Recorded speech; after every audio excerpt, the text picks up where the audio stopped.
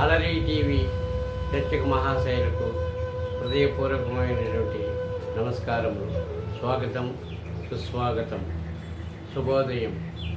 ఈరోజు నేను చెప్పబోయే అంశం శ్రీ వెంకటేశ్వర స్వామి యొక్క లీలలు. వెంకటేశ్వర స్వామిని ఏడుకొండలు ఎక్కితేనే భగవంతుడు కనిపిస్తాడా అనే నేటి యువతకు ఇది ఒక చక్కని సందేశం.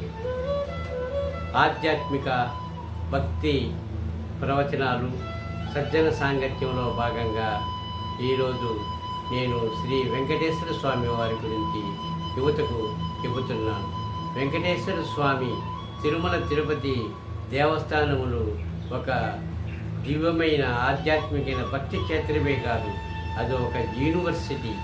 యూనివర్సిటీ అంటే అక్కడ భక్తి, జ్ఞాన, వైరాగ్యాలతో పాటు ఓపిక, సమానత్వం, మంచి చెడులు అన్నీ మనకు ఆ దేవస్థానం, ఆ ఆలయం మనకు నేర్పుతుంది.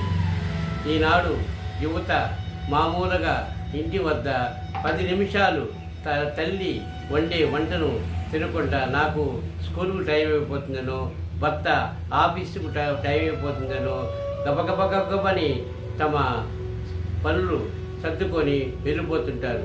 టిఫిన్ తినేదని కూడా కాస్త టైం కూడా తీసుకోరు, ఓపిక లేదు.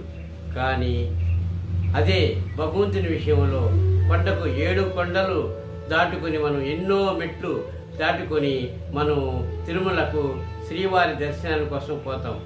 పోయిన తర్వాత అక్కడ 10 గంటలు కావచ్చు, 12 గంటలు కావచ్చు, 24 గంటలు కూడా మనం ఓపికతో ఆడ వేచి ఉంటాం. వేచి ఉండి అక్కడ భగవంతుణ్ణి ఆ ఆనంద నిలయంలో 2 క్షణాల దర్శనం కోసం మనం వేచి ఉంటాం. అదే మనకు నేర్పుతుంది వెంకటేశ్వర స్వామి. అక్కడ ఓపిక ఎంతో ముఖ్యమని మనకు నేర్పుతాడు. అలాగే సమానత్వం. సమానత్వం అంటే కోటీశ్వరుడైనా కూటికి లేని వాడవైనా అక్కడ అందరూ క్యూ లైన్లోనే పోవాలి. తలనీలాలు ఒకే చోట సమర్పించుకోవాలి. అందరూ మనం తినే ఆహారము తరిగొండ వెంగమాంబ అన్నప్రసాదం అందరూ ఒకే చోట తింటాం. అది సమానత్వం. సమానత్వం మనకు తిరుమల క్షేత్రం నేర్పుతుంది. అలాగే త్యాగం. త్యాగం అనేది మనకు భగవంతుడి ఇచ్చిన ఈ అందమైన శరీరం, అందమైన ఈ తలనీలాలను అక్కడ మనం త్యాగం చేస్తాం. ప్రతి ఒక్కరూ తిరుమలలో వెంట్రుకలను తీయించుకొని గుడ్డు కొట్టుకుంటారు. అంటే గర్వము, అహంకారము అక్కడ తొలగించుకుంటారు. అది త్యాగం. అలాగే భగవంతుడు మనకు ఎన్నో నేర్పుతాడు.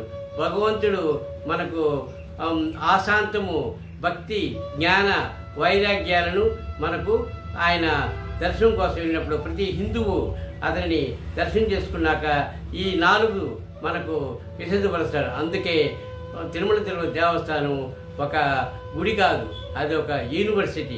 మనకి ఎన్నో విషయాలను మనకు తెలుపుతుంది. అలాగే మనము అక్కడ ఒక నమ్మకం ఉంది. అంటే కోట్లాది రూపాయలు స్వామివారి సొమ్మును ఏ ఒక్కడు దొంగతనం చేసుకోడు.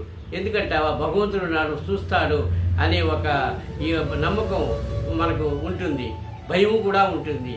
అలాగే గురువారం రోజు ఆయన నేత్ర దర్శనం. అక్కడ ఏ వ్యాపారస్తులు కానీ ఎవరు కానీ ఎటువంటి దొంగతనాలు చేయరు.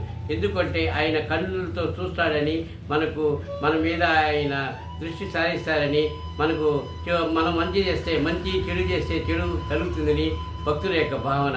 అలాంటి పుణ్యక్షేత్రమైన శ్రీ వెంకటేశ్వర స్వామిని ప్రతి ఒక్కరూ దర్శనం చేసుకుని ఆయన అనుగ్రహానికి పాత్రలు కావాలనేదే నా ఆకాంక్ష. ఓం తత్సత్.